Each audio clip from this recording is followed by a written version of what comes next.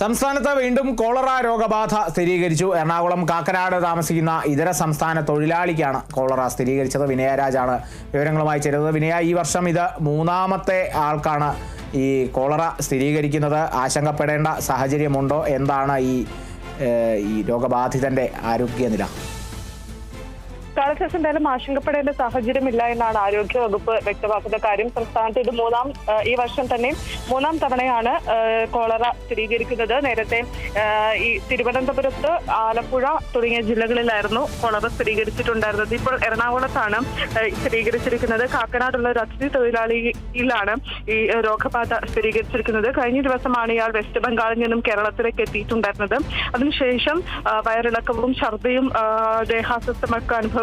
അതിനുശേഷം ആശുപത്രിയിൽ പ്രവേശിക്കുമ്പോഴാണ് ഈ കോളറ സ്ഥിരീകരിച്ചിട്ടുണ്ടായിരുന്നത്. നിലവിൽ ഇപ്പോൾ ഇയാൾ ഒരു സ്വകാര്യ ആശുപത്രിയിൽ ചികിത്സയിൽ തുടരുകയാണെന്നാണ് ആരോഗ്യ വകുപ്പ് വ്യക്തമാക്കുന്ന കാര്യം.